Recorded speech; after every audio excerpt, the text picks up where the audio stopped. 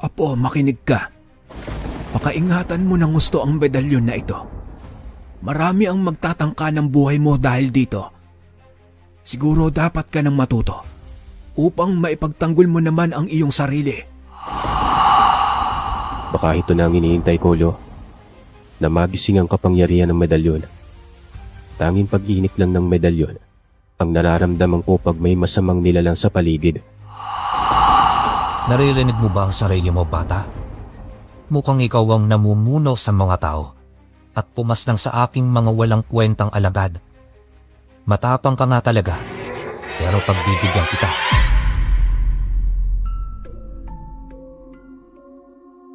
Sa isang liblib na baryo, sa probinsya ng Samar, naninirahan ang isang albularyo na itago na lang natin sa pangalang Diego. Hindi pa naman siya matanda. Sa katunayan, nasa edad 35 pa lamang siya. Pero batid na sa kanya ang malalim na kaalaman sa panggagamot. Siya ay apo ni Tandang Abdon na isa ding albularyo.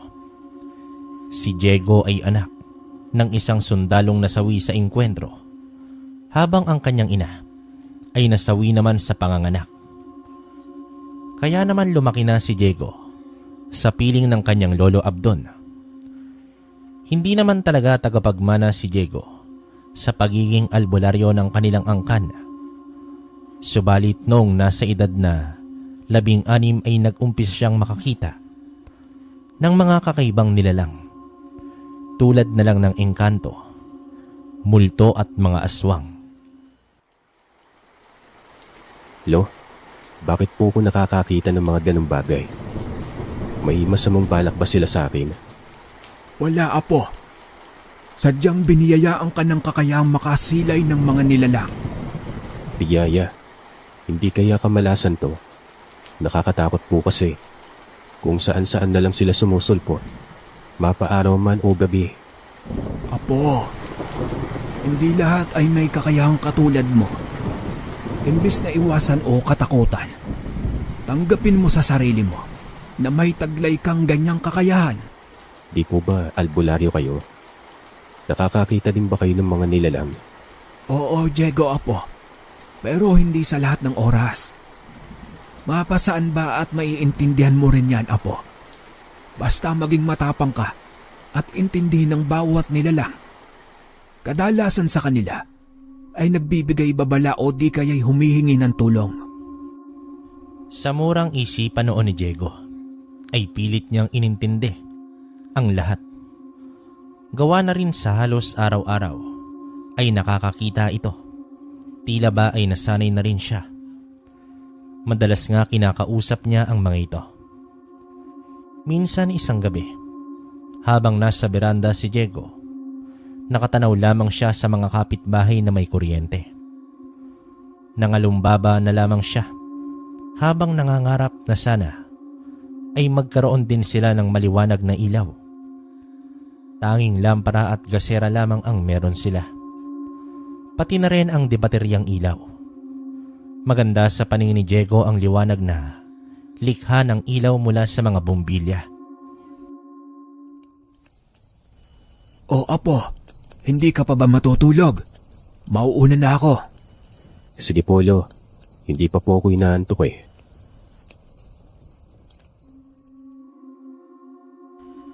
Si Diego naman ang nakatoka sa pagsasara ng pinto at mga bintana.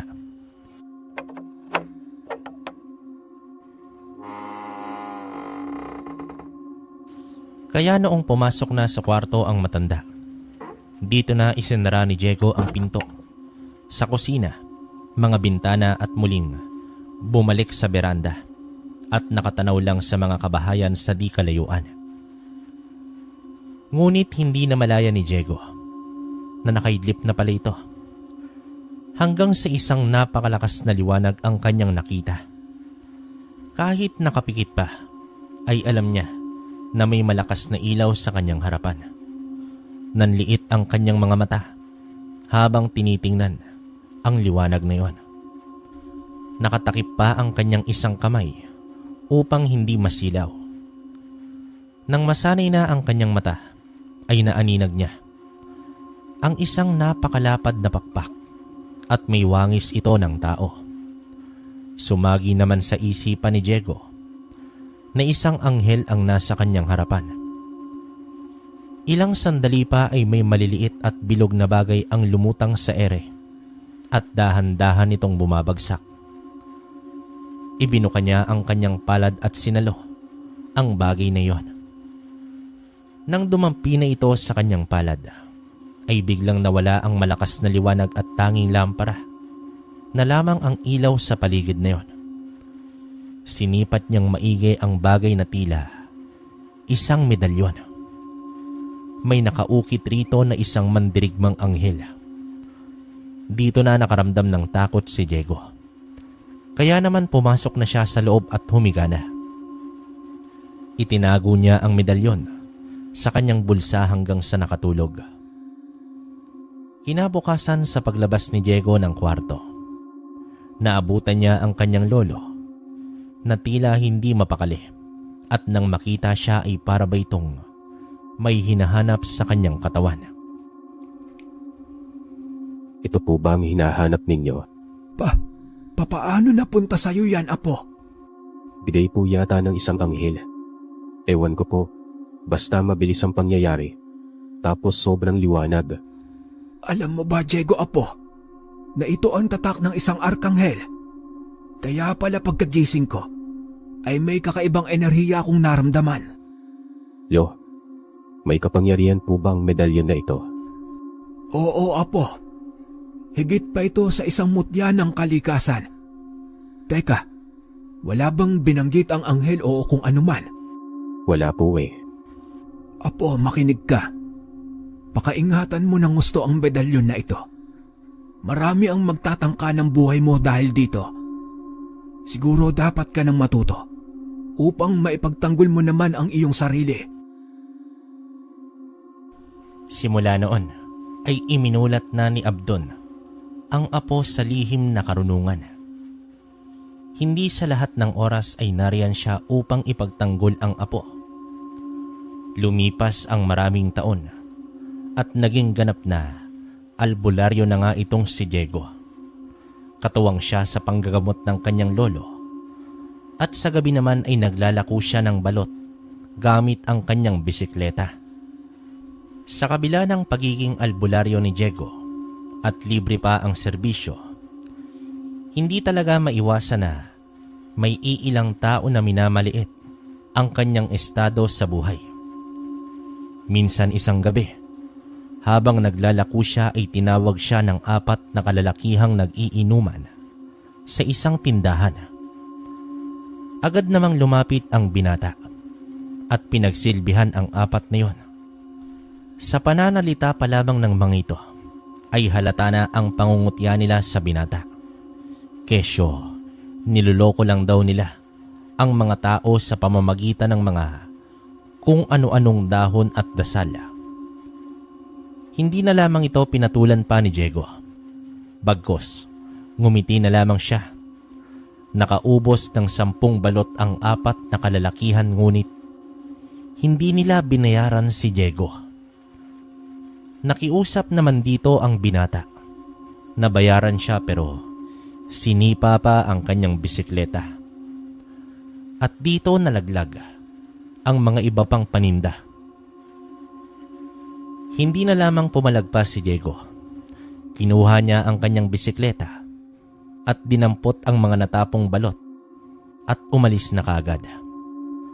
Nakaramdam siya ng galit subalit inalala niya ang mga pangaral ng kanyang lolo Abdon. Isang malalim na buntong hininga na lamang ang kanyang nagawa habang patungo sa bahay nila. O Apo, mukha yatang hindi naubos ang benta mo. Sila Mang Kaloy kasi at ang mga kasamaan po niya, hindi nagbayad at sinipa pa ang paninda ko. Nako, ang grupong yon, kahit kailan talaga. Sa susunod iwasan mo na lang sila, Apo, para wala ng gulo. Nakakainis lang din po. Dahil sabi pa nila, niloloko lang daw natin ang mga tao. Hayaan mo na sila, Apo. Tayo ang mas may mataas na pag-intindi. O umiwas na lang tayo. Samantala, nagpatuloy sa pang-araw-araw na buhay ang maglolo. Sa mga taon na lumipas ay wala pa talagang eksaktong pinaggamitan ang medalyon na nagmula sa anghel. Isang araw naman ay nakatagpo ni Diego itong si Kaloy. Aligaga ang muka at karga ang anak. Puno ng pag-aalala ang itsura ng lalaking nangutya kay Diego. Batid ng binata na may iniindang karamdaman ang anak ni Kaloy. Ilang segundong nagtagpo ang kanilang paningin ay dito na nagwika si Diego. Nasa bahay po si Lolo. Siya na ang bahala sa anak mo. Tumango naman dito si Kaloy at mabilis nang naglakad papunta sa bahay ng albularyo. Ramdam ni Diego ang mabigat na enerhiya na bumabalot sa bata at tiyak siyang biktima ito ng kulam. Gayunpaman, nagpatuloy siya sa kanyang paglalakad patungo sa palengke. Sa kanyang pagbalik sa bahay nila ay wala na doon si Kaloy. Lo, ano pong nangyari doon sa anak ni Mang Kaloy? Kinulam. Mabuti at naagapang kaagad. Maayos na ang bata, kaya wala nang dapat alalahanin. Matapos po niyang kutyain ang ginagawa natin. Diego, apo, huwag mo nang isipin yon. Ang bigyan mo ng pansin ay ang mangkukulam na gumawa nun sa bata. Ano po ang ibig ninyong sabihin, Lo? Malapit lang dito ang mangkukulam. Pagsapit ng gabi, habang naglalako ng balot si Diego, ay dito siya hinarang ni Kaloy. Labis na humingi ng tawad ang lalaki dahil sa ginawa niya noong nakaraan. Nag-abot din ito ng pera pambayad sa mga nasirang paninda. Subalit tumanggi naman dito si Diego. Natanggapin ang pera bagkos. Pinalampas lang niya ito. Naging malaking leksyon para kay Kaloy ang pagkakaligtas ng kanyang anak. Nagtanong na lamang si Diego kung wala ba siyang napapansing kakaiba malapit sa kanilang bahay. Umiling naman dito si Kaloy, pero nabanggit niya, 1 linggo na ang nakakalipas. May isang matandang babae na napadaan sa kanilang bahay. Hindi niya naman daw kilala ang matandang babae na yon at inisip na baka napadaan lang. Tumango na si Diego at nagpasalamat. At dahil sa impormasyon na iyon, ay dito na nagmanman mismo sa gabing yon si Diego. Malapit lang naman ito sa bahay ni Kaloy. Naroroon ito sa gilid ng ilog at may 4 pang bahay ang nakailera. Noong una, wala namang siyang napapansing kakaiba hanggang sa may biglang umilaw sa di kalayuan. Isang ilaw na mula sa gasera ang nakita ni Diego at naroon ito sa kabilang pampang ng ilog. Itinabi niya ang bisikleta sa isang puno na madilim ang paligid. Habang maingat niyang tinawid ang tulay, nakahoy ay napahawak siya sa kanyang medalyon. Bahagya itong uminit at ibig sabihin nun ay meron kakaibang nilalang sa paligid niya. Sa pagdating niya sa kabilang pampang ay kumuha siya ng isang sanga ng bayabas. Sapat lang ang laki nito upang makuyom ng kanyang buong palad. Nag-orasyon naman siya ng sabulag at marahang lumapit at sumilip sa siwang ng bahay. Doon niya nakita ang isang matandang babae na may hinahalo sa isang maliit na kaldero pero wala namang apoy. Hindi niya nakita ang nilalaman nito. Nang mapansin niya na hindi nakatunog ang matanda sa kanya, ay lihim siyang pumuslit sa pinto nito. Nakatalikod ang matanda, nakaupo sa sahig habang naghahalo sa kaldero. Nasa mismong likuran na ng mangkukulam si Diego. Kitang-kita ng binata ang isang larawan ng lalaki. Mga buhok, balahibo ng uwak, batong itim, at isang maliit ngunit matulis na patpat. Dito na kinuha ng matanda ang larawan at nag-usal na ito ng orasyon. Sa tagpong iyon, mukhang may bibiktimahin na naman ang mangkukulam. Bahagyang umatras si Diego, mahigpit na humawak sa sanga ng bayabas hanggang sa buong lakas niya itong pinalo sa ulo ng matanda. Dito na bumulagta ang mangkukulam at sumirit ang dugo sa ulo. Nangangapa naman ang matanda at akma pang tatayo. Muling pinalo ni Diego ang ulo nito at doon na nangisay ang mangkukulam. Dinampot ito at hinila ni Diego. Wala namang lumalabas na boses pero nagmamakaawa ang mangkukulam. Pilit inaabot ang kamay ng binata. Gumapang ito sa sahig. Halatang nahihirapan na. Umaatungal ito ng mahina hanggang sa may ibinato ito kay Diego. Isang tigal po ang tumama sa binata, dahilan upang mapasandal sa dingding ng bahay. Bigla namang tumayo ang matanda at naging mabagsik ito. Nagsisisigaw ito habang sumugod kay Diego gamit ang itak. Subalit hindi ito nakatama sa binata.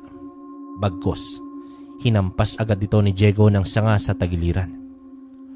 Sinundan pa niya ng mga pagpalo sa buong katawan. Sa huling palo nito ay nabali na ang sanga at ang matulis na putol nito ay agad niyang itinarak sa leeg ng mangkukulam.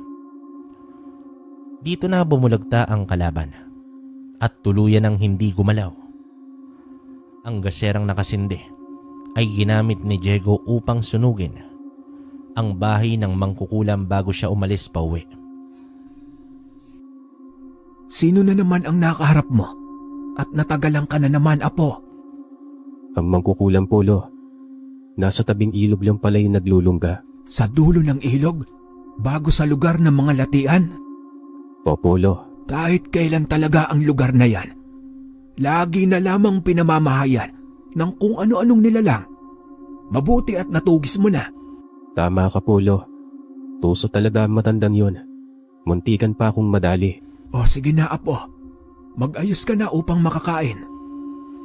Natapos ang gabi, kasabay sa pagwawakas ng salot sa baryo.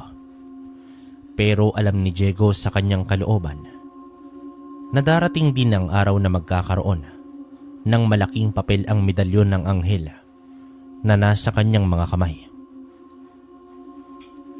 Isang araw nun, may hindi inaasahang bisita ang dumating. Nakita ito ni Abdon na nakatayo sa bakuran. Namumutla at mukhang pagod na pagod. Ang taong iyon ay walang iba kundi si Sebastian, isang malayong kamag-anak ni Abdon na taga-Hilagang Samar. Nagulat naman dito si Abdon sa itsura nito at agad pinapasok ang matanda sa bahay. Maaga pa lang pero uhaw na ito. Mabilis namang kumuha ng tubig si Diego sa banga at ibinigay dito kay Sebastian. Ang matandang iyon ay may dalang masamang balita. Ayon dito, isa lamang siya sa mga nakatakas mula sa kanilang baryo. Mangyari kasi na pinamumugaran ng mga aswang ang kanilang baryo. Dumulong ito kay Abdon upang humingi ng tulong. Gawa nga ng pagod at gutom, ay pinagpahinga na lang muna nila si Sebastian matapos nila itong asikasuhin. Lo, totoo kaya ang sinasabi po ni Manong? Sa panahon ngayon may mga aswang pa palang namumugad sa isang lugar. Base kasi sa kwento niya, literal na sinasakop ng mga aswang ang baryo. Hindi imposible yan, Apo. Maaaring niyanggaw ng iilang aswang ang mga tao at naging isa ito sa kanila. Ganyan sila magparami at mukhang walang sumupil sa mga nilalang na yon. Kaya sila dumami ng gusto. Kung ganun po, Lo, ako na ang pupunta sa lugar. Apo, masyadong mapanganib. Maganda muna tayo ng antingero na makakasama mo. Kailan pa tayo makakahanap, Lo? Baka pagdating ko doon wala ng taong matitira, kundi lahat ng aswang na. Magtiwala po kay sa akin, Lo, at sa medalyon ng Arkanghel. Pero kailangang planuhing maigi ang pagpunta doon, Apo. Malalakas sila sa larangan ng espiritu at pisikal. Baka ito na ang iniintay ko, Lo, na magising ang kapangyarihan ng medalyon. Tanging pag-init lang ng medalyon ang nararamdaman ko pag may masamang nilalang sa paligid. Baka sa sandali pong ito ay may matutuklasan pa akong iba. Ganoon ba kalakas ang tiwala mo sa medalyon, Apo? Opo, Lo, dahil alam ko na nagmula ito sa anghel at may rason kung bakit sa akin niya ibinigay ito. Mahabang panahon na rin at sa tingin ko, kailangan ng magising kung ano man ang meron dito. Sa mismong araw ng pag-alis ni Diego, ay binasbasan siya ng kanyang lolo Abdon. Pinausukan din siya ng insenso at dahon ng kamangyan. May mga usal din na ginawa ang albularyo para sa karagdagang proteksyon ng kanyang apo. Papasikat pa lang ang araw ay humayo na ang binata. 3 oras din ang bubunuin niya sa biyahe papunta sa nasabing lugar. Sa katunayan, ito pa lang ang unang beses na magpunta si Diego sa hilagang bahagi ng Samar. Kaya naman hindi may iwasan na mamangha siya sa magagandang tanawin na nadaraanan ng bus. Makalipas ang 3 oras ay pumara na si Diego. Iilang pasahero na lang din ang natira sa bus. Habang umaandar na ang sasakyan ay napatitig si Diego sa isang pasahero. Matalim ang tingin nito sa kanya, ngunit may bahid ng takot. Inisip na lamang niya na may alam ang aling yon sa nangyayari sa lugar na binabaan niya. Bitbit ni Diego ang isang maliit na maleta. May iilang damit at kagamitan sa panggagamot at pangontra na rin sa mga aswang. Sa unang bahay na nakita ni Diego ay nagbigay siya ng galang upang magtanong kung nasaan ba ang bahay ni Sebastian. Ilang sandali pa ay mahinang bumukas ang pinto. Animoy may iniiwasan ang may bahay. Sumilip naman ang ale sa kanya. Sa pagtatanong ng binata ay sumagot naman ang ale. Itinuro siya sa isang bahay na maraming tanim na gumamela sa bakuran. Hindi na nag-usisa pa dito si Diego. Alam niya na nag-iingat lamang ang aling iyon. Sa pagbaybay niya sa daang halatang sinukob ng lagim ang lugar. Umaga pa lang pero napakatahimik nito. Sarado at walang katao-tao sa lugar na yon. May iilang bahay naman na umuusok ang kusina pero kahit ang bintana ay sarado. Nagpatuloy siya sa kanyang paglalakad hanggang sa nakita niya na ang mayayabong na gumamela sa bakuran. Ito na marahil ang bahay ni Sebastian. Pumasok siya sa bakod na gawa sa kawayan at tiningnan muna ang bahay. Kinuha rin niya ang susi sa may pinto. Psst! Sino ka? Anong ginagawa mo sa bahay ni Sebastian? Ako po pala si Diego. Malayong kamag-anak ni Manong Sebastian. Sa katunayan po, naroon po siya sa amin ngayon. Pinapapunta po niya ako rito. Kung ordinaryong tao ka lang, mas mabuting umuwi ka na. Wala ka ring silbi dito sa lugar namin. Alam ko po ang ibig ninyong sabihin. Kaya nga po ako narito. Bakit? Kakayanin mo ba sila? Gagawin ko po ang lahat. Kung gayon, ako nga pala si Mitoy. Kaibigan ako ni Sebastian. Kung may nais ka pang malaman tungkol sa baryo namin, nasa bahay lang ako. Sige po, maraming salamat. Dito pumanhik na nga ng bahay ang binata. Marahan niyang binuksan ang pinto. Maayos naman ang loob nito. May iilang gamit at halata mong maaliwalas. Nakita niyang may bombilya sa kisame. Kaya napangiti naman dito si Diego. Sa wakas, makakatira na siya sa isang bahay na may kuryente. Inilapag niya ang maleta sa mahabang upuan na naroon naman sa may sala. Nilibot niya ang buong bahay pati ang labas at paligid nito. Wala naman siyang napapansing kakaiba bukod sa napakatahimik na lugar na yon. Sumilip naman siya sa may silong. Halos 1 metro din ang haba nito mula sa lupa. Isang tipikal na bahay sa probinsya. May 2 kwarto sa bahay. Doon siya pumasok sa kabila. Ayaw niyang okupahin ang kwarto ni Sebastian. Matapos niyang ayusin ang mga gamit ay tiningnan niya kung anong meron sa kusina.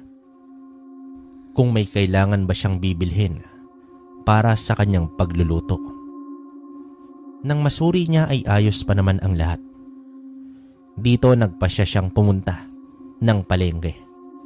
Kaya naman nagtanong siya kay Mitoy kung saan banda ang palengke nila. Naku, ewan ko na lang kung may nagtitinda pa. Karamihan kasi sa mga tao dito, iba na ang kinakain. Ganon o ba? Paano yan wala akong makakain? Doon kay Aling Puring, nagbebenta siya ng mga buhay na manok at itik. May mga tindahan po ba dito? Oo naman, doon sa palengke. Sige po Mang Mitoy, aalis po muna ako. Mabuti pa, bilisan mo habang may araw pa. Dito nagtungo na nga ang binata at may iilang tindahan siyang nakita. Bumili siya ng mga delata at noodles pati na mga itlog at tuyong isda. Dinamihan na ni Diego upang hindi na siya magpabalik-balik pa. Kahit papaano ay may nakikitang komunidad si Diego sa bandang palengke, pero ni isa ay wala nang nagbebenta ng karne at isda pati mga gulay ay wala na rin. Tahimik ang loob ng palengke, maliban sa labas na may iilang tao pa. Habang napapadaan siya sa mga tao ay nakatitig ito sa kanya. Para bang sinusuri siya mula ulo hanggang paa. Napansin pa nga niya na humawak na ng itak ang iilang kalalakihan. Nanatili lamang siyang kalmado hanggang tuluyang nakalayo sa lugar na yon. Habang nagluluto siya ng pananghalian, ay nasipat niya si Mitoy na tila inaamoy ang niluluto niya. Napapailing na lamang si Diego at dinagdagan ang niluto nito. Nang matapos niyang ihanda ang mesa ay tinawag niya si Mitoy na nasa bakuran at nakatingala sa mga puno. Maraming salamat Diego at pinakain mo ko. Alam mo, sa totoo lang, 2 araw na akong hindi ko makain eh. Bakit naman pong 2 araw na kayong hindi kumakain? Eh may bukas namang tindahan sa palengke. Eh ano naman ang ipambibili ko? Lintik na mga aswang na yan. Nawalan ako ng trabaho. Dati akong nasa koprahan. Kaso inunti-unti ng mga demonyo na yang gawin ng mga tao doon. Mang Mitoy, kilala mo po ba kung sino ang aswang? Oo naman, kilalang kilala ko. Si Oscar, matangkad, maitim, mahaba ang buhok at malaki ang katawan. Pero kapag nagiging aswang na siya, huhumpak ang katawan pati ang pisngi. Tapos may pakpak ng paniki. Nakakatakot talaga. Saan po matatagpuan ang kanilang lungga? Doon sa may talampas sa may dulo ng baryo. Walang ibang talampas doon, kundi ang lugar ni Oscar. Gaano po kaya sila kadami? Naku, mabibilang ko pa ba yun? Basta marami sila. Ano, kakayanin mo ba? Malakas po ang tiwala ko sa aking tangan. Hindi ako natatakot sa kanila. Ayos kung ganon. Mukhang malakas yung mutya mo. Ano ba yan? Wala po akong mutya. Ano? Eh paano mo sila lalabanan? Basta po Mang Mitoy, magtiwala ka lang. Kinahapunan mismo sa araw na yon ay naglakad-lakad si Diego sa baryo. Nasa tagiliran ang kanyang itak at may mahaba siyang patpat na hawak. Tanging huni ng mga ibon lamang ang kanyang naririnig, kasabay sa init ng panahon at simoy ng hangin. Huminto naman si Diego malapit sa bangin. Doon niya nasilayan ang kagandahan ng lugar, ang luntiang kakawyan, at ang iba't ibang hugis ng mga bundok. Sino ang mag-aakala na sa likod ng magandang tanawin ay may mga demonyo pala na sumasakop sa buong lugar na yon? Seryoso ba talaga to? Bagong milenyo na pero may mga ganito pa bang mga nilalang na sumasakop sa buong baryo? Makalipas ang ilang minuto, 3:30 na nang sulyapan niya ang kanyang relos. Naglakad pa siya hanggang sa bigla niyang nakita ang talampas. Napakubli siya sa mahabang talahib, batid na may mga kubo sa itaas nito. Nakita rin niya ang hagdanang lupa sa gilid ng talampas. Tiyak na magsisilbing kulungan niya ang lugar na yon kapag nasa talampas na siya. Walang ibang daanan kundi ang malalim na bangin sa paligid. Ilang sandali pa ay nagpasya na siyang umuwi. Baka abutan pa siya ng dilim. Sa kanyang paglalakad ay nakakita siya ng puno ng bayabas. Kumuha naman siya ng sanga nito. Para kay Diego, ang sanga ng bayabas ay matibay at mainam itong gamitin pamalo. Sa kanyang pagdating ay natanaw niya si Mitoy na nasa kanyang bakuran habang tinatanaw siya nito. Oh, Mang Mitoy, ano pong ginagawa mo dyan? Nag-aalala ako sa'yo, Diego. Akala ko hindi ka pa uuwi. Papalubog na ang araw. Oh, sige po, magluluto muna ako. Nako, wag na. Nagluto na ako. Akala ko kasi gagabihin ka. May araw pa lang naghahapunan ng mga tao dito at maagang natutulog. Ganun po ba? Sige po, kumain na tayo. Habang kumakain ang dalawa, ay dito na nag-usisa si Mitoy kung saan nagpunta si Diego. Natagpuan ko na po ang lugar ng mga aswang, pero wala akong nakita kahit isa. Lumapit ka ba? Hindi po, Mang Mitoy. Nasa malayo lang ako. Iniisip ko kung papaano ako makakaakyat sa lugar na hindi napapansin. Nako Diego, nakakatakot naman yung balak mo. Wala ka pa namang mutya. Hindi nga po ito madali, Mang Mitoy.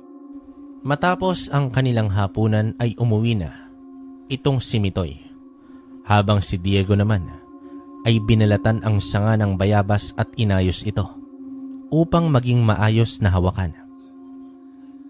Makalipas ang ilang minuto ay nakahiga na si Mitoy sa kanyang kwarto, ngunit may naaninag siyang ilaw mula sa bahay ni Diego. Agad siyang bumangon at pinuntahan itong si Diego. Diego, patayin mo ang ilaw mo. Bakit naman po ang dilim na? Hindi mo ba nakikita ang ibang bahay? Walang nagbubukas ng ilaw. Kapag may bukas na ilaw ang isang bahay, tiyak aatakihin nito ng aswang. Ito ang paraan namin upang makaligtas sa mga demonyong iyon. Ganon ba? Sige po, papatayin ko na. Tiisin mo na lang ang dilim. Sige na, tutuloy na ako. Dahil naman sa nangyari, mas lalong naawa si Diego sa sitwasyon ng mga tao sa baryo. Alam niya ang pakiramdam na mamuhay sa dilim. Gayunpaman, nanatili sa beranda si Diego. Kahit papaano, may konting liwanag mula sa kalangitan. Nagusal din ang binata ng sabulag. Nasa tabi niya ang pamalo at itak. Meron pang bata ang gabi. Kaya naman dilat na dilat pa ang kanyang mga mata. Bandang 7:00 pa pero napakatahimik na ng buong baryo. Ilang minuto pa ay may naaninag siyang naglalakad papalapit sa kanya. Dito mabilis siyang pumasok sa loob at isinarado ang pinto. Sumilip naman siya sa may siwang at nakita niya ang isang lalaki na palingon-lingon. Tila may hinahanap ito. Lumapit pa ito sa bakuran ni Diego. Umupo ito sa lupa na parang aso at sumisinghot sa hangin. Marahang naglakad si Diego sa may kusina at doon siya lumabas. Maingat naman siyang naglakad patungo sa gilid ng bahay. Naroon ang aswang na nakaupo pa rin sa lupa at nakatalikod sa kanya. At nang makahanap siya ng tiempo, ay mabilis siyang kumilos at agad pinalo siya sa ulo ang nilalang bagay na ikinabagsak nito. Alam niyang buhay pa kaya inundayan pa niya ito ng ilang palo sa maraming beses gamit ang sanga ng bayabas na may usal. Dito nangisay ang aswang hanggang sa nawalan ito ng buhay. Wasak ang bungo. Hinila ito ni Diego papalayo sa lugar at doon niya iniwan sa may damuhan. Alam niya na ang ginawa niyang yon ay magsisilbing pahiwatig sa mga aswang na may kumakalaban sa kanila. Kinabukasan, maaga pa lang, ay nangapit bahay na si Mitoy. Naabutan niya si Diego na nagkakape. Inaya siya ng binata at hindi naman tumanggi ang lalaki. Kamusta ang tulog mo, Diego? Ayos naman po, Mang Mitoy. Medyo malamok nga lang. Wala eh. Ganun talagang sitwasyon dito. Matanong nga po pala kita. Nakita mo na po ba yung anyo ng mga aswang? Ano po bang itsura nila? Iba-iba, Diego. May lumilipad, may sa lupa lang. Meron din parang aso pero karamihan sa kanila ay may mga pakpak. Kung sakaling kikilos na po ako, Mang Mitoy, handa ka ba sa mga posibleng mangyayari? Mangyayari? Bakit? Ano bang mangyayaring sinasabi mo? Kapag nalaman po nila na may kumakalaban sa kanila, ay tiyak susugod sila at iisa-isahin ang bawat bahay dito. Nako, yan na nga bang sinasabi ko eh. Bakit naman po kasi nananatili pa kayo sa baryong ito?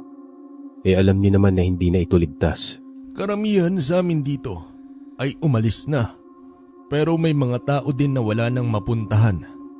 Katulad ko, wala na akong kamag-anak. Ang nag-iisang kapatid ko ay nabiktima pa ng mga aswang na yan. Ang bunsong kapatid ni Mitoy ay nag-aayos lang ng mga panggatong sa silong isang gabi. Hanggang sa may tumawag sa kanya. Lumapit naman siya dahil kilala naman niya ang tumawag na lalaki. Habang si Mitoy ay nakatanaw lang sa bintana mula naman sa loob ng bahay. At nang makalapit na ang kanyang kapatid, ay bigla na lamang itong kinalmot ng lalaki at halos humiwalay ang leeg nito. Mabilis sinunggaban ng aswang ang kawawang biktima at tinangay papalayo. Nanigas itong si Mitoy sa bilis ng pangyayari. Lumipas pa ang ilang minuto bago niya tuluyang napagtanto ang totoong nangyari. Wala na itong nagawa kundi ang umiyak na lamang. Samantala, sa kanilang pag-uusap ay inaya ni Diego si Mitoy na tulungan siya sa pagsupil sa mga aswang. Nahintakutan naman ang itsura ni Mitoy ngunit kinumbinsi siya ni Diego na kung walang kikilos ay patuloy ang paghahari ng mga aswang sa kanilang baryo. Ano bang gagawin ko, Diego? Makikipaglaban ba ako sa mga aswang na yan? Hindi po, Mang Mitoy. Aalalay ka lang. Hayaan mo at may ihanda lang ako. Umuwi ka po muna at tatawagin na lang kita. Ayos po ba? O sige, walang problema. Basta siguraduhin mo. Alalay lang ako, ha? Matapos nito ay nag-umpisa ng mangalap ng mga balat ng niyog si Diego. Nanguha din siya ng makabuhay at maraming asin. Pagsapit ng tanghali ay sabay munang kumain ang dalawa. At pagkatapos ay nag-umpisa na sila sa gawain. Gumawa sila ng mga kumpol na balat ng niyog. Paligid na may sapat na distansya. Inatasan niya si Mitoy na maglagay ng asin sa paligid ng kanyang bahay at gumawa ng mga sulo. Bago naman mag-alas 6 ng hapon ay naghapunan na ang dalawa at pagkatapos ay isa-isa na nilang sinindihan ang mga balat ng niyog. Nasa 4 na kumpol din iyon kaya naman nabalot ng usok ang malaking bahagi ng lugar. Pinauwi na rin niya si Mitoy at inabisuhan na isarado ng maigi ang mga pinto at bintana. Naging kuryoso naman si Mitoy kung ano ba ang ginagawa ni Diego sa loob ng bahay, kaya panay silip siya sa siwang nito. Ang mga usok na kumalat ay nagbigay alarma sa mga aswang na gumala sa gabing yon. Habang si Diego ay nag-abang lamang sa loob ng bahay. Hawak ang itak at sanga ng bayabas. Nang sumapit ang 9:00 ng gabi, dito na naapula ang usok ng niyog. Nag-umpisa na din na magsulputan ang mga aswang sa paligid. Ramdam ito ng binata. Naglagay siya ng baga ng apoy sa lata at pinatungan ng mga dahon ng makabuhay. Ang usok nito ay nagbibigay pahirap sa mga aswang upang makalapit sa kanya. Subalit ito rin ang nagtukoy sa kanyang kinaroroonan. Sa katunayan, kabado si Diego sa pagkakataong iyon dahil nasa 6 na aswang ang nakaabang sa kanya sa labas. Hinaplos niya ang medalyon sa kanyang dibdib. Ikaw na ang bahala sa akin. Wala akong katiyakan kung ikaw ay may gagawin na magliligtas sa akin. Pero buo pa rin ang aking tiwala. Sa mga sandaling yon ay uminit ang medalyon at bahagyang umilaw. Nagulat naman dito si Diego dahil unang beses itong umilaw. Napangiti siya dahil alam niya na dininig ang kanyang pakiusap. Nag-umpisa ng gumapang ang mga aswang.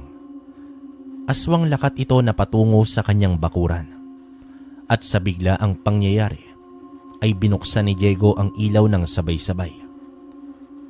Sa gulat ng mga aswang ay napayaw at napatalon ito palabas ng bakod.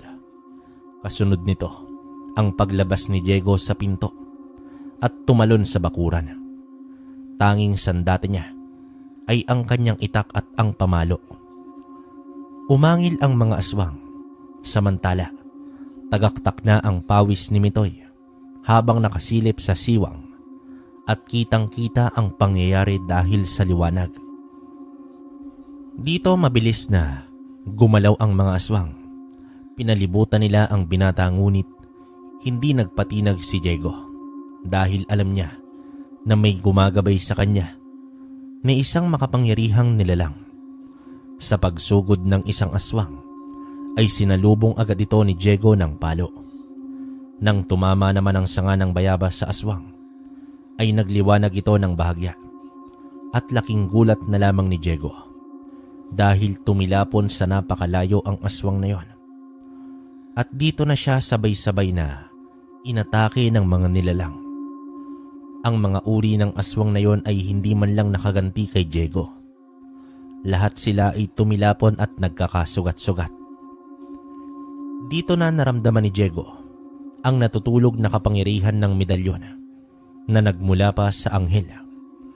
Sa pagkatalo ng mga aswang ay agad pinatay ni Diego ang ilaw. Naging tahimik at dumilim muli ang paligid. Habang si Mitoy ay hindi makapaniwala sa kanyang nakita. Pagsapit ng umaga ay sumisilip si Mitoy sa bahay ni Diego. Nakita niya itong nag-aayos ng mga kawayan upang gawing sibat. Magandang umaga sa iyo, Diego. Ayos ka lang ba? Oo naman po, Mang Mitoy. Ikaw po ba, nakatulog ka ba kagabi? Hindi nga eh. Nakita akong ginawa mo kagabi, Diego. Akala ko mamamatay ka na dahil sa dami ng aswang, pero napabagsak mo sila. Anong meron sa itak at pamalo mo? Bakit sila umiilaw kagabi? Sabi ko naman po sa iyo, Mang Mitoy. Kahit wala akong mutya, basta magtiwala ka lang. Bilib na talaga ako sa iyo, Diego. Ang tapang mo. Ngayon, mas ginanahan pa ako na makatulong sa iyo para na rin mabigyan ko ng hustisya ang aking kapatid. Mabuti naman po kung ganun. Tara na, mag-almusal na po tayo. May gagawin na naman tayo ulit. Matapos ang kanilang agahan ay nagsagawa sila ng mga sibat na yari naman sa kawayan na kung tawagin ay bagakay. Nasa 1 metro ang haba nito at matulis ang isang dulo. Sapat na hugis upang may batito ng malayo. Ang dingding sa labas ng bahay ni Mitoy ay dinikitan ni Diego ng mga dahon ng makabuhay. Sa paraang ito ay hindi basta-basta makakapasok ang mga aswang. Dagdag pa ng maraming asin na nagkalat. Naglagay rin ng maraming tuyong sanga sa bakuran itong si Mitoy. Nga pala, Diego, bakit ang bahay ko lang maraming proteksyon? Bakit sa'yo halos wala? Mas mabuti na makasigurado, Mang Mitoy. Ang mga pangontra ay siyang tanging pang-iwas mo sa mga aswang. Basta alam mo na kung ano ang gagawin kapag may sumalakay na naman dito mamayang gabi. Oo, Diego. Ako na ang bahala. At salamat sa'yo dahil nagkaroon ako ng lakas ng loob. Kahit nakakatakot at mas makapangyarihan sila kumpara sa akin. Mas makapangyarihan ka, Mang Mitoy, dahil nasa panig ka ng kabutihan. Magpahinga ka ng maaga upang may lakas ka mamaya. Dahil natitiyak akong muling magbabalik ang mga demonyong yon at mas marami pa sila. Sa pagsapit ng 6:00 ay naghanda na ang dalawa. Napansin ni Diego na may iilang kapitbahay na sumisilip sa bintana. Tumango at ngumiti lamang si Diego sa kanila. Hanggang sa isa-isang nagsilabasan ang mga tao. Nagwika si Diego na gumagawa sila ni Mitoy ng paraan upang masupil ang mga aswang sa baryo. Dito na nagtanong ang mga tao kung papaano sila makakatulong. Tumugon naman si Diego na ang simpleng pagpapausok ng balat ng nyog ay malaking tulong na pero gagawin lang nila iyon kapag nariyan na ang mga aswang. Tumango naman ang mga tao at isa-isa nang kumuha ng mga balat ng nyog. Grabe ka naman, Diego. Napakilos mo ang mga tao. Ramdam ko at kitang-kita ko sa kanilang mga mata ang paghihira at determinasyong makalaya sa ganitong sitwasyon. Kaya kahit sa malit na bagay, ay nais na nilang tumulong. Siguro darating din ang panahon na tuluyan ang mawawala na ang takot sa puso ng mga tao dito, sa baryo namin. At mag-uumpisa yon dahil sa iyo, Diego. Habang naghihintay si Diego, ay tinalian niya ng tela ang hawakan ng pamalo. Hinasa rin niya ang itak at nagpausok ng dahon ng makabuhay na nakalagay naman sa lata. Inilagay niya ito sa beranda. Pagpatak ng 9:00 ng gabi, ay dito na naramdaman ng binata ang mga yabag sa lupa. Mabilis at umiikot sa lugar. Umaatungal ang mga aswang tuwing nalalanghap nila ang usok na nagmumula sa makabuhay. Nagdudulot ito sa kanila ng pansamantalang pagkahilo. Bagay na mas ikinagalit ng mga nilalang nang napagtanto niya na nasa paligid na ang mga aswang, ay mabilis niyang binuksan ang mga ilaw. Kasunod din ito ay ang pagbubukas din ng ilaw ng mga kapitbahay. Tila naguguluhan ang mga aswang hanggang sa nagumpisang umusok ang bawat bakuran ng bahay. Kasunod nito ay ang pagliparan ng mga sibat. Napatras ang mga aswang at dito na lumabas si Diego. Sa pangalawang pagkakataon ay nakipaglaban ang binata sa mga aswang lakat. Malaking bentahe sa kanya ang pagkahilo ng mga kalaban. Dahil na rin sa mga usok sa paligid, sinilaban na ni Mitoy ang kanyang bakuran at patuloy siya sa pagbato ng mga sibat. Samantala, nagkaisa ang mga kapitbahay na magrosaryo at malakas ang kanilang pagkakabanggit nito. Nakita rin ni Diego ang pagkakaisa ng mga tao sa gabing yon. Makalipas ang mahigit 1 oras ay nagwagi sila. May mga nakatakas man pero malaki sa bilang ng mga aswang ang napaslang. Ang mga bangkay ng aswang ay itinapon at sinindihan ni Diego. Sa gitna ng pagbubunyi ng mga tao ay may mga matang nakasilip mula sa anino ng dilim. Ang gabing yon ay umpisa pa lamang sa mas matinding labanan. Diego, panalo tayo. Ganito pa lang pakaramdam na makapaghiganti sa mga hayop na yon. Huwag po muna kayo magpakampante, Mang Mitoy. Mga mabababang uri lamang ang sumalakay dito. May masigit pa sa kanila na nagkukubli lamang sa dilim. Ibig sabihin, magbabakita na si Oscar, ganun ba? Hindi ko pa po masabi, pero posibleng oo. Kaya mas mag-ingat pa po tayo ngayon. Abisuhan mo na lang po ang mga tao na maging mas maingat at turuan mo po sila ng pangunta. Habang kinakausap ni Mitoy, ang mga tao ay tumayo naman si Diego paharap sa direksyon ng talampas. Sa bawat anino ng dilim sa paligid ay mabibigat na enerhiya ang nagtatago. Alam niyang nagmamanman lamang ang iba pang mga kalaban niya. Panginoon ko, protektahan niyo po sana ang mga inosente. Kayo na po ang bahala sa kanila. Pagsikat ng araw ay may nalalabing usok pa ang natira sa paligid. Lumabas na ang mga tao. May nagwawali sa bakuran. May nag-aayos ng halaman at kung ano-ano pa. Hindi rin may iwasan na pag-usapan nila ang pangyayari kagabi. Bagay na nagpakaba kay Diego. Mukhang naging kampante na ang mga tao. Nakita niya sa mga mata nito ang pag-asa. Ang pag-asang muling manumbalik sa dati ang kanilang mga buhay. Mang Mitoy, may ihabilin po ako sa iyo. Maaari mo po bang pamunuan ng mga tao mamayang gabi? Bakit? May gagawin ka ba? Ramdam ko po na hindi na maganda ang susunod na mangyayari. Kailangan ko nang sumugod sa mismong lungga ng mga aswang. Teka, kailangan mo pa bang gawin yun? Antayin na lang natin na sumugod sila gabi-gabi hanggang sa maubos ang lahi nila. Hindi po ganun kadali yun, Mang Mitoy. Bago pa dumanak ang dugo, dapat maunahan ko na po sila. Kung sakaling may aatakat pang mga aswang, kayo na po ang bahala sa mga tao. Oo, sige. Pero babalik ka, Diego, di ba? Opo, Mang Mitoy. Babalik po ako. Bago pa lumubog ang araw ay naglakad na si Diego papunta sa may talampas. Isang tingin ng pag-asa ang iniwan niya kay Mitoy. Habang binabaybay niya, ang madamong daanan ay nagpakalat na ng usal si Diego sa paligid. Mga usal na magiging harang sa mga aswang upang hindi makausad sa baryo.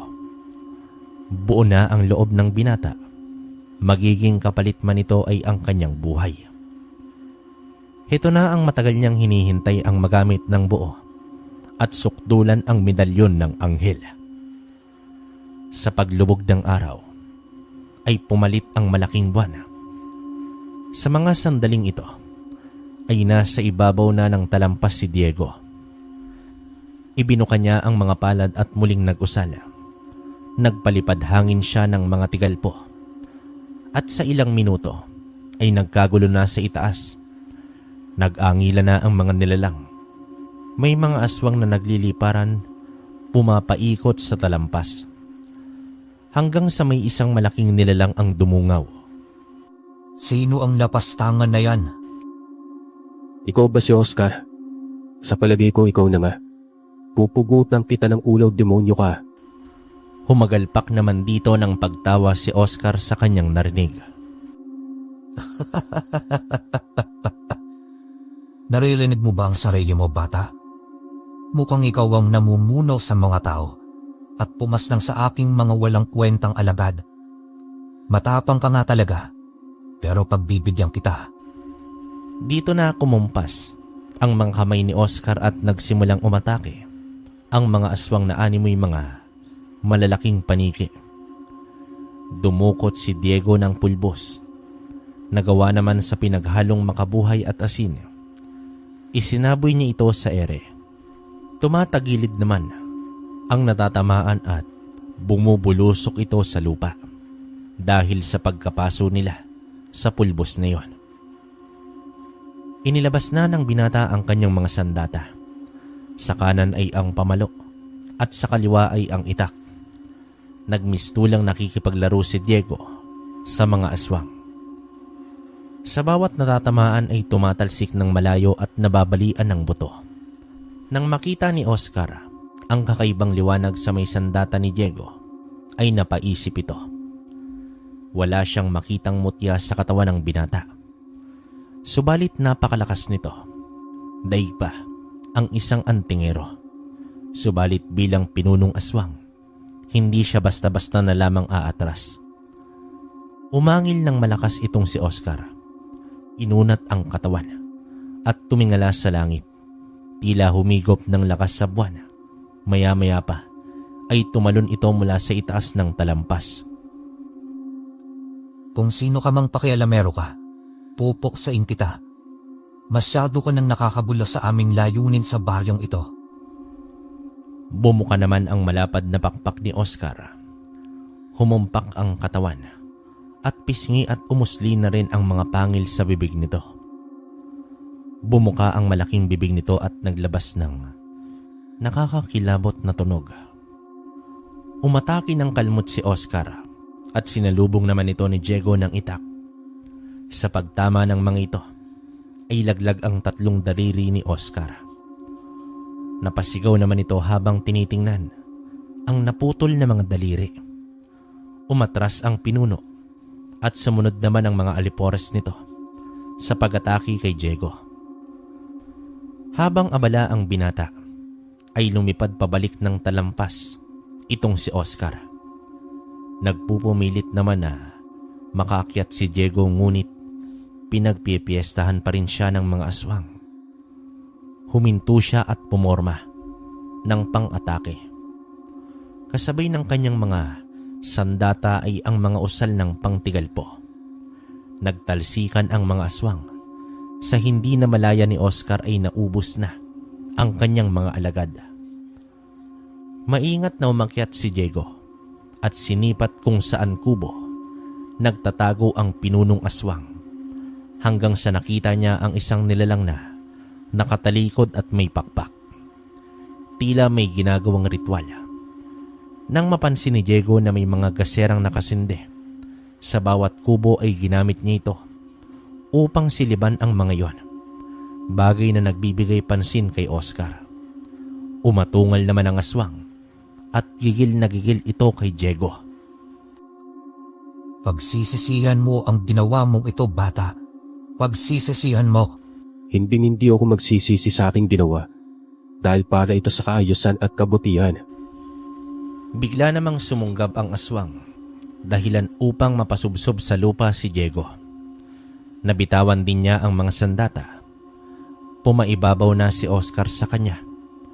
Ngunit bago pa man ito makakalmot sa kanya, ay sinabuyan niya na ito agad ng pulbos. Napatalon patras ang aswang habang sinasapu ang mga mata dahil sa pulbos. Mabilis na kinuha ni Diego ang mga sandata at walang humpay na inatake si Oscar. Nagkabali-bali ang mga buto nito. Sa bawat hampas ng pamalo at nagkasugat-sugat na dulot ng kanyang itak. At sa pagpapatuloy ng kanilang laban, tumalsik na ang ulo ni Oscar, hudyat ng kanyang pagkatalo. Umugong ang matinding katahimikan. Malamig ang simoy ng hangin na tila may mga kaluluwang nananaghoy. Lumuhod naman dito si Diego at nag-alay ng dasal para sa mga kaluluwang naligaw ng landas. Sa pagbaba niya ng talampas ay iniwan niya itong nagliliyab. Sa pagbalik niya sa baryo ay nakabang ang mga tao. Isang ngiti ang ibinugad ni Diego sa mga tao. Kasunod nito ay ang pagsisigawan at pagbubunyi ng mga taga-baryo. Totoo ba, Diego? Natalo mo si Oscar? Opo, Mang Mitoy. Kaya malaya na po kayong lahat. Maraming salamat, Diego. Mabuhay ka, Diego. Mabuhay! Ilang araw pang nanatili si Diego sa lugar upang matiyak ang kaligtasan ng mga tao. Ang dating tahimik at malungkot na baryo ay unti-unti nang sumigla. Bukas na rin ang mga ilaw bawat gabi. Nilasap naman ni Diego ang maliwanag na bahay dahil sa bumbilya. Isang bagay na matagal niya nang pinangarap. Sumapit na rin ang araw ng kanyang pag-alis. Labis na nagpapasalamat ang mga tao sa kanyang ginawang tulong at sa pagbabago ng lugar. Diego, kahit sandaling panahon lang tayo nagkasama, alam kong mabuting tao ka. Hindi ko lubos maisip na muling manumbalik sa dati ang aming baryo. Maraming salamat sa iyo, kaibigan. Walang anuman po, Mang Mitoy. Hayaan mo at dadalaw-dalawin ko po kayo dito. Kahit sa anong oras at panahon, Diego, bukas ang aming baryo para sa iyo. Maraming salamat. Sumakay na ng bus si Diego. Nilingon niya ang baryo at ang kabundukang bumabalot dito. Hindi niya inakala na sa ibang lugar pala gigising ang matagal nang nakakubling kapangyarihan ng kanyang medalyon. Sabik na siyang ibalita sa kanyang lolo Abdon at kay Manong Sebastian ang mga nangyari. Matapos ang ilang oras ay nakabalik na rin si Diego sa kanyang bayan. May mga nakakasabay siya sa pagbaba ng bus, ngunit bigla siyang napahinto. Sa pag-andar ng bus ay napalingon siya. Tumambad sa kanyang paningin ang isang matandang babae na may matalim na tingin at nakakalokong ngiti sa kanya. Napakunot ang noo ng binata hanggang sa may bumangga sa kanya na isang batang paslit. Humingi naman ng pasensya ang bata at nginitian naman ito ni Diego. At dito naglakad na siya papauwi. Oh, Diego apo, ikaw na ba yan? Mukhang pumayat ka yata. Dalan po, Balo. Di ko naman po napapansin. Kamusta na nga po pala kayo rito? Ayos lang naman kami. Eh ikaw ba? Kamusta ang naging misyon mo? Pwede na pong bumalik si Manong Sebastian sa baryo niya. Ligtas na po ang lugar, Lo. Aba kung ganon dapat magdiwang tayo. Isang maliit na salo-salo ang naganap sa hapunan nila. At habang nasa gitna ng kasiyahan ay napansin ni Abdon na may iniisip ang kanyang apo. Apo, may bumabagabag ba sa'yo? Kanina po, Lo, sa pagbaba ko ng bus, may nakita akong matandang babae. Alam ko na hindi siya ordinaryo. Iniisip mo ba na isa siyang banta sa mga tao? Opo, Lo. Pero ang pinagtataka ko, bakit hindi ko man lang siya naramdaman habang nasa iisang sasakyan lang kami at mukhang siya pa ang nakaramdam sa akin. Apo, may mga nilalang talaga na magaling magkubli. Huwag mo nang isipin yon. Ipahinga mo muna ang iyong sarili. Kung saan man po mapadpad ang matandang yun, tiyak akong maghahasik yun ang lagim. Sa palagay mo ba, saan nagmula ang matandang yon, Apo? Teka, sa pagkakatanda ko, wala na pong ibang sumakay kundi puro pababa ang lahat. Ibig sabihin, kasabay ko po ang matandang yon at nagmula siya sa baryo ni Manong. Ibig sabihin, hindi mo tuluyang nalinis ang baryo at kasabay mo pang umalis ang nilalang na yon sa lugar na pinamumugaran ng mga aswang. Posibleng hindi lang aswang ang naninirahan at habang abala ka sa pakikipaglaban sa mga aswang, ay malamang tahimik lang na nagmamasid ang matandang iyon. Ano po kayang uri ng nilalang yon, Lo? Manggagaway. Malakas ang hinala ko. Biyasa sila sa mahikang itim. Pero Apo, walang panama yon sa medalyon mo. Pero bakit hindi ko man lang po siya naramdaman, Lo? May kulang po ba? Pagsasanay. Yan ang kulang sa'yo, Apo. Kakagising lang ng medalyon mo at marami ka pang dapat matutunan. Huwag kang mag-alala. Darating din sa panahon na magagamit mo ng buo ang kapangyarihan ng isang arkanghel. Sa gabing iyon ay hindi agad nakatulog si Diego.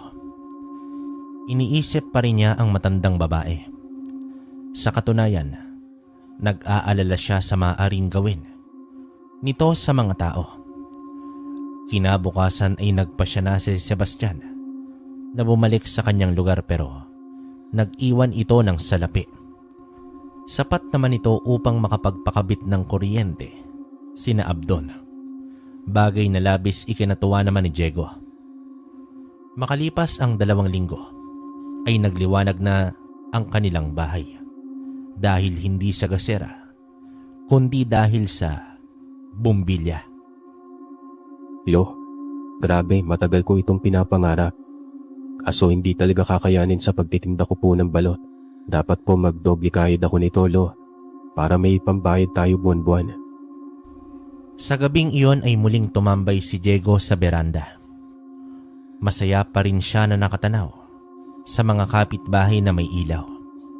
At sa mga sandaling yon ay meron na din sila. Habang masaya siyang nakaupo, ay may bumagsak na liwanag sa kapatagan na nasa kanyang tapat. Dali-dali siyang tumayo at patakbong lumapit sa liwanag na yon. Napatigil bigla ang binata nang makita niya ang imahe ng isang anghel. May espada at baluti ito. Sa hindi malamang dahilan ay napaluhod naman dito si Diego. Ipinikit niya ang kanyang mga mata at naramdaman niya ang pagpatong ng espada sa kanyang mga balikat.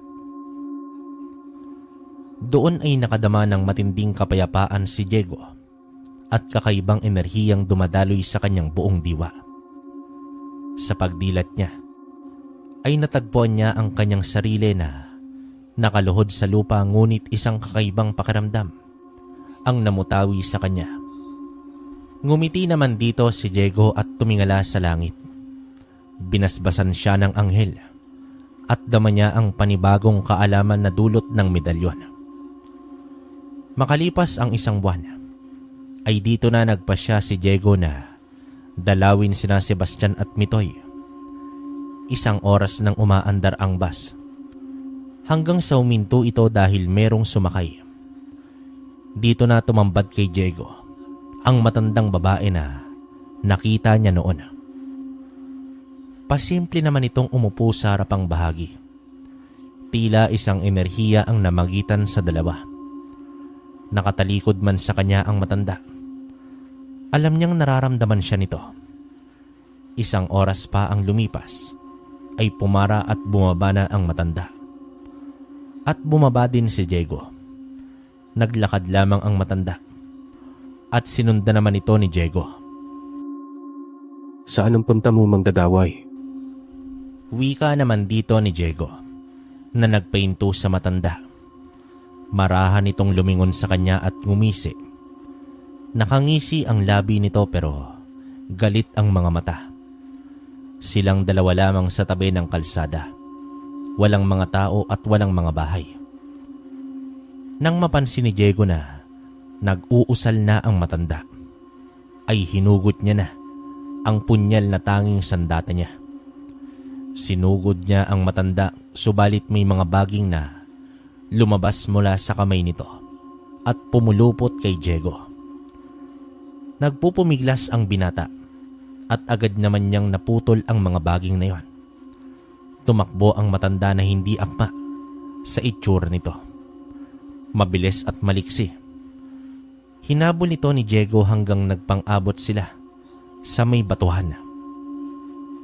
Nang mahawakan ni Diego ang kamay ng matanda, ay dumilat ang mga mata nito sa takot. Agad tinigal po ni Diego ang matanda at umatungal na ito at namimilipit. Bumawi pa ito ng usal, ngunit mabilis na itinarak ni Diego ang punyal sa tagiliran ng manggagaway. Sinundan niya pa ito ng maraming beses hanggang sa bumagsak na ang nilalang. Unti-unting natuyot ang balat hanggang sa tuluyan itong naagnas. Halos isang oras din na naghintay ng sasakyan itong si Diego. Sumakay naman si Diego na tila walang nangyari hanggang sa nakarating na nga siya sa baryo nila Mitoy. Laking tuwa ni Mitoy nang makita ang kaibigan niya. Mabuti naman at dumalaw ka, Diego. Sana nagpasabi ka upang makapaghanda man lang kami. Naku hindi na po kailangan yon, Mang Mitoy. Siya nga po pala, may trabaho ka na po ba? Oo, Diego. Doon sa kabilang bayan. Sa katunayan, isinama ako ni Manong Sebastian at natanggap naman ako kaagad. Mabuti naman po kung ganon. Ikaw ba? Anong plano mo ngayon? Nasa tadhana ko na po ang pangalagaan ng mga tao. Kaya hanggang sa nabubuhay ako, yun po ang gagawin ko. Sana wala ng aswang sa lugar na to. Dahil ewan ko na lang kung mauulit pa ang nangyari dati. Po, di ba po marunong ka ng lumaban sa aswang? Sibat na bagakay lang yan. Hay naku ka, Diego. Kung alam mo lang ang takot ko habang ginagawa ko yun. Dito natawa ng gusto si Diego. Naging masaya ang muling pagbabalik ni Diego sa baryo na minsan ay pinamugaran ng mga aswang. Nanumbalik na ang ngiti sa labi ng mga tao kahit sa kabila ng matinding dagok. Pero para kay Diego, ang mga ngiti ay maaring pansamantala lamang dahil sa likod ng mga anino ay may mga nilalang na nagkukubli at naghihintay lamang ng tamang panahon upang umatake. Subalit nariyan si Diego, ang binatang albularyong manunugis ng aswang na may gabay ng anghel. Wakas. Okay, kamusta muna ang lahat mga kabaryo? Siguro hindi mo na magbibigay ng opinion para sa kwentong to kasi napakaganda naman at napakinggan nyo naman na isang anghel din yung kwento natin ngayon. Alam nyo naman pag anghel is talagang wala na tayong dapat pang pag-usapan, di ba? Nga pala siguro naninibago kayo sa boses natin. Dalawa kami ni Tito Proy dito pero gusto ko lang sabihin sa inyo na itong mga nagdaan na buwan, inaral ko at nag-enroll ako sa isang workshop kung saan kailangan kong matutong mag-dub para alam niyo na mabuhay natin yung mga karakter sa kwento. Kasi ang dami kong nababasa na ano ba yan, puro narrate na lang. Maganda naman yung narrate pero sana merong karakter. Yung kesyo ganun. Pasensya na pero ito na po yung start natin. Ginaya ko muna yung mga ibang boses na naririnig ninyo. Sinubukan ko pero halos masuka talaga ako. Kasi sobrang sakit sa lalamunan. Pero nakakatuwa na nagawa ko naman, no? Feeling ko nagawa ko naman. Dito lang ako kay Mitoy nahirapan. Kasi talagang ang hirap pag magboses matanda. Bale si Tito Proy yung boses matanda ron. The rest ako na. Kaya maraming salamat sa inyo. Nakakapagod to kabaryo. First time to pero para sa inyo gagawin natin yan. Sana bigyan nyo rin ng komento yung ginawa natin ngayon na pagdadab ng mga karakter. At madadagdagan din tayo ng babaeng karakter. Hintayin nyo lang para mas maganda yung pakikinig ninyo, no? Ayoko na kasi yung nababasa na ano ba yan kabaryo? Okay naman yung narrate mo kaya lang sana may karakter. Yung tipong ganun. Wala naman akong magagawa kasi nga hindi naman talaga ako sanay dati sa ganun eh. Si Tito Proy lang talaga yung nagpumilit sa akin na magganito. Na mag-narrate. Alam nyo ba na nasa ibang linya ako ng trabaho noon bago ko to pinasok. At yun, masaya naman ako na nagustuhan nyo. Pero sana ngayon mas magustuhan nyo yung gagawin nating pagbabago. So, hanggang dito lang yung komento ko mga kabaryo. Kayo kung may komento kayo o may gusto kayong may suggestion kayo, comment down below, babasahin ko yan. Alam nyo naman na binabasa ko kahit negative, positive yan. Salamat sa inyo kasi nakakapag-adjust ako. So yun, isa yun, yung mga negative na yun. Kaya pinilit kong aralin tong dubbing talaga. Grabe ang hirap. Ilang buwan ko tong inaral kabaryo, hindi ko lang sinasabi sa inyo. Buwan din ang inabot nito, kaya minsan wala tayong upload. Kasi sobrang sakit ng dalamunan ko. Pero ngayon, unti-unti, okay na. So, yun. Uli, maraming salamat sa inyo. Nabubulol pa. Naka-brace kasi ako kabaryo, kaya hirap din ako eh. Pasensya na kayo, naka-brace ako. Kaya hirap din ako. Alam niyo naman siguro sa mga naka-brace. Pero ginagawa naman natin yung best natin. At yun, supportahan nyo rin palagi Kwentong Kalakbay. Ganun na rin yung gagawin namin ni Tito Proy doon. Para doble-doble yung mapapainggan nyo. Mas maganda.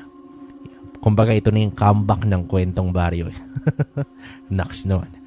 Yon, Kwentong Kalakbay saka Kwento ni Kabaryo. Sa kayong channel ni Tito Proy, ang Manlalakbay. Yan. Muli, ako to si Ray ng Kwentong Baryo. Maraming salamat sa inyo. Konti na lang, 100k na tayo dahil sa inyo yan. Paano? Hanggang dito na lang. Hanggang sa susunod na kwento. Maraming salamat.